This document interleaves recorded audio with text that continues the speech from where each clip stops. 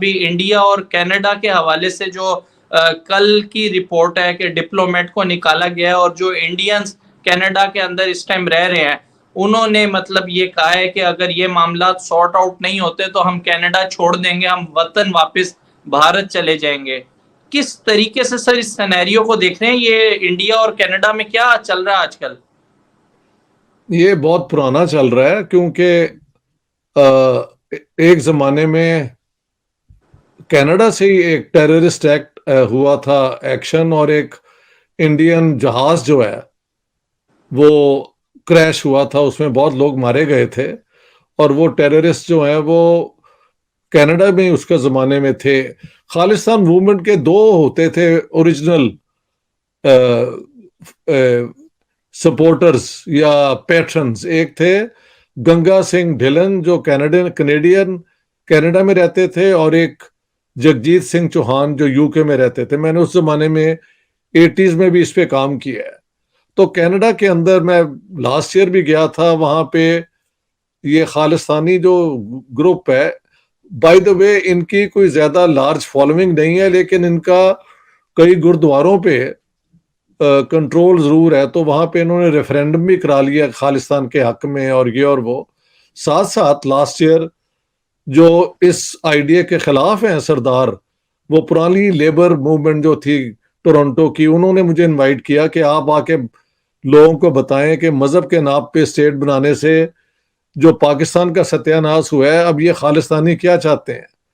तो वहां पे मैंने कहा कि क्यों आप इस किस्म के चीजों में पड़ चुके हैं, जबकि इंडिया जितना बड़ी स्टेट है, वहां से खालिस्तान वहां से निकालना 1 in a billion चांस भी कोई नहीं है। अपने नौजवान मरवा लोगे और इसका कोई फायदा नहीं है। लेकिन होता यह है कि ये सारा जो सिलसिला है वो उसे कहते हैं डियास्पोरा सिंड्रोम।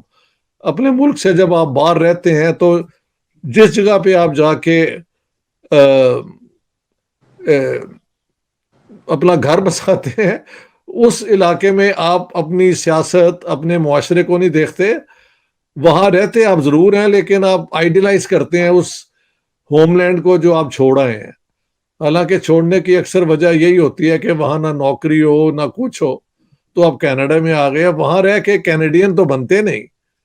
तो इनका वो सारा फोकस जो है होमलैंड यानी खालिस्तान एक बन जाए, जिसका कोई चांस मुझे नजर नहीं आता। पहले भी जब ये हुआ था तो वो क्रश कर दी गई, और उसमें हजारों लोग मारे गए थे, हिंदू और सिख दोनों तरफ से। और अब वो जो है हरप्रीत सिंह शायद नाम है, जी जी जी जी। निज्जर, उसका कत्ल हुआ था जून में वैंकूवर में। तो G20 के दौरान तो मिस्टर ट्रूडो ने वहां पे, अगर ये इनको पता था कि इंडिया इज इन्वॉल्व, तो वो आते ही ना इस G20 में प्रोटेस्ट के तौर पे वहां पे आ गए, हिस्सा लिया। बाद में जाके, क्योंकि इंडिया बहुत देर से कह रहा है कि खालिस्तानी एक्टिविटी जो कनाडा में हो रही है उससे हमारी सिक्योरिटी है खतरे में। अलबत्ता वहां पे जो सिख हैं अपना नेशनलिस्ट यानी खालिस्तानी, वो कहते हैं जी कि यहाँ पे हिंदू जो हैं वो बड़े एक्टिव हैं। आई वॉज इन ब्रैम्पटन जो कि टोरंटो के साथ है, जहाँ सबसे बड़ी महल सिखों की कंसंट्रेशन है, ओंटारियो प्रोविंस में। वो हर जगह पे रेस्टोरेंट्स, खाना पीना, वो सारे मुझे सिख मिले। Very friendly people, good people. तो खालिस्तानी मुझे उनमें से कोई भी नहीं मिला, लेकिन खालिस्तानियों का वहां पे गढ़ जरूर है पूरे क्या कहते हैं कनाडा के अंदर। ये बात दुरुस्त है। अब कनेडियन प्राइम मिनिस्टर ने जो इल्जाम लगाया वो है कि we have credible evidence of a potential link of this to the Indian agent, यानी जो वहां पे रॉ के ऑफिसर थे ना, उसको वह उन्होंने एक्सपेल भी कर दिया है। तो इधर से फिर इंडिया ने एक्सपेल कर दिया है जो कनेडियन इंटेलिजेंस का बंदा यहाँ पोस्टेड है। टिट फॉर टैट इसे कहते हैं। कनाडा ने कोशिश की कि जब ये इल्जाम लगाया जाए तो यूएसए, ऑस्ट्रेलिया और यूके उसकी सपोर्ट में आए, लेकिन सब लोग कह रहे हैं कि जब तक इंक्वायरी साबित नहीं करती कि वाकई ये लिंक है, we can not say anything. We want the inquiry to be completed before we take a stand. तो ये है सिचुएशन। सर ये भी कहा जा रहा है कि भारत ने एक हफ्ते का नोटिस जारी किया है कि एक हफ्ते तक जो है वो सिफारत खाने जो है वो खाली कर दें कनाडा वाले। हो सकता है, मैंने नहीं सुना ये। फिर इसे कहते हैं टू अप द एंड। आप इस चीज को और ज्यादा हायर लेवल पे कर रहे हैं, क्योंकि शुरू तो कनाडा ने किया ना ये मसला। और जब तक प्रूफ नहीं आता, एलिगेशन हमें समझ आ गई है, वो अलेज कर रहे हैं। Well, now the world wants conclusive proof जो शक से बाहर हो। जिस तरह वो क्या कहते हैं, अजमल कसाब को इंडियन से पकड़ के दिखा दिया था और बाद में वो उसको हैंग भी किया गया।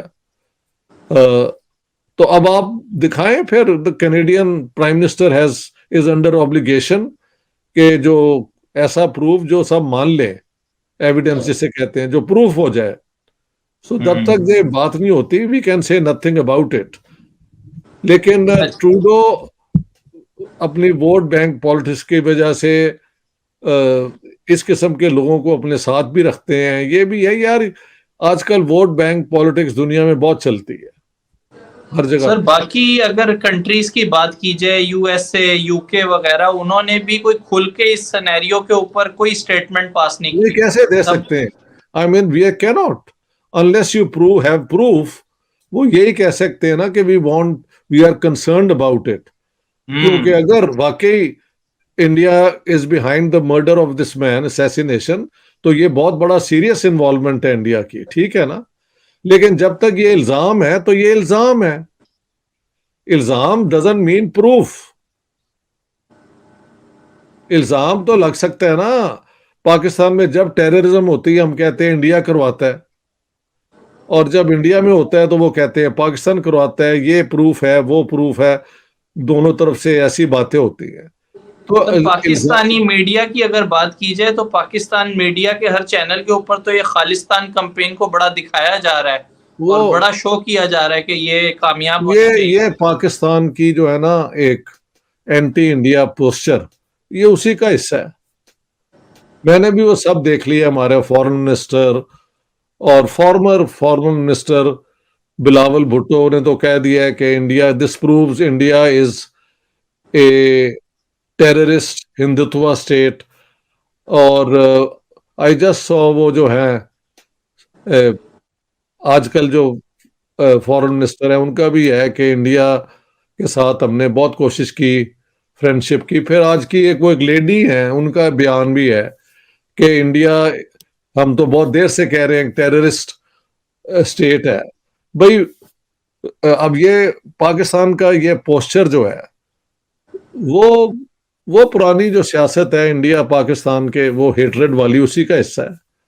क्योंकि जब तक प्रूफ नहीं मिलता, एलिगेशन इज एन एलिगेशन। मैं यहां बैठ के नहीं इल्जाम लगा सकता कि अली रजा ने मेरे साथ ये किया है, वो किया है। अनलेस देयर इज प्रूफ, तो इट्स जस्ट एन एलिगेशन। ये तो कोई बात नहीं है। जब प्रूफ आ जाएगा और वाकई वो कन्विंसिंग होगा, तो फिर सारे इंडिया को कंडेम करेंगे। लेकिन you can't condemn India for unless if India is innocent और नॉट इन्वॉल्व। ये भी तो ज्यादती होगी ना, किसी के ऊपर इल्जाम लगाया जाए। लेकिन सर आपको नहीं लग रहा जिस तरीके से पाकिस्तानी पॉलिटिशियंस जो स्टेटमेंट पास कर रहे हैं, इससे तो मजीद तनाव बढ़ेगा, इससे तो ताल्लुकात में बेहतरी तो फिर दूर दूर तक कहीं नहीं हो सकेगी।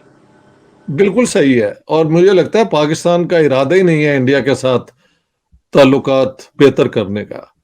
ये लोग चुप रह सकते थे, ज्यादा ज्यादा कह सकते वी आर कंसर्न्ड, ये पाकिस्तान से बयान आ सकता है।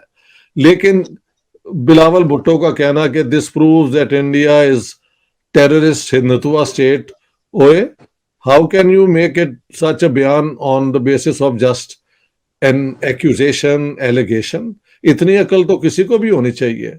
और बाकी भी लोगों ने किया है, मैंने सब देख लिया। इसलिए इसको मैं बात एक और एंगल से कर रहा हूं कि पाकिस्तान ने इसमें अपना वो क्या कहते हैं लुच जो है वो तल दिया है। हाँ, अब देखते हैं आगे प्रूफ कहां से मिलता है। जो मुझे खबरें आ रही हैं, Trudeau is backtracking now के I didn't mean to offend India, ये है वो है। तो अगर प्रूफ ना आया तो इसका असर ट्रूडो की गवर्नमेंट पे पड़ेगा, जो कि एक माइनॉरिटी गवर्नमेंट है और खासी अनपॉपुलर गवर्नमेंट है वहां पे कनाडा में। समझ गए ना आप? जी जी जी जी। जी जी जी, मैं वहां से होके आ रहा हूँ। ये Brampton is where the majority of people are Sikhs. इर्द गिर्द हर रेस्टोरेंट में सरदारों के रेस्टोरेंट है और बड़े अच्छे दिलदार किस्म के लोग हैं, कोई ऐसी बात नहीं है। और सर बेहतर नहीं था जिस तरह बाकी कंट्रीज ने स्टेटमेंट पास की कि हम कंसर्न है इस इशू को लेके, हम भी कर देते? जरूर था कि हमने एंटी जाके ही कोई स्टेटमेंट पास करनी थी? बिल्कुल जरूरी नहीं था, और ये हमारी कम अकली तंग नजरी की एक और निशानी है, और क्या है। इससे कुछ भी नहीं होगा unless, which I don't think is likely, कि इंडिया जो इतना राइजिंग पावर है वो एक वहां के खालिस्तानी को जाके खुद इन्वॉल्व होके मरवा देते हैं। That makes no sense to me, doesn't make sense to me. But then जब तक ये पूरी इंक्वायरी नहीं हो जाती है, हमें कुछ भी नहीं कहना चाहिए। पाकिस्तान को इस मामले में कोई अपनी ओपिनियन देने की जरूरत नहीं थी इस शिद्दत की। So this was a wrong thing for Pakistan to do. और ऐसी हालत में जहां पूरी दुनिया जो है वो वैसी एंटी हुई भी है पाकिस्तान के। हाँ वो ठीक है, उसको छोड़ो यार। I don't think Pakistani rulers have any sense के दुनिया में कैसे अपनी क्रेडिबिलिटी बनाई जाती है। वो सबको पता है कि हमारे दुनिया में कोई स्टैंडिंग नहीं है। हमारे बयान से दुनिया कोई इंडिया के खिलाफ नहीं हो जाएगी। जब तक प्रूफ नहीं आता, there is no case, there is an allegation, yes there should be a proper inquiry, and then हम सब इस पोजीशन में होंगे कि क्या इंडिया ने ये किया है या नहीं किया। अभी तक तो एक एलिगेशन है ना। और ये ट्रूडो का और इंडियन गवर्नमेंट का बड़ी देर से झगड़ा चल रहा है।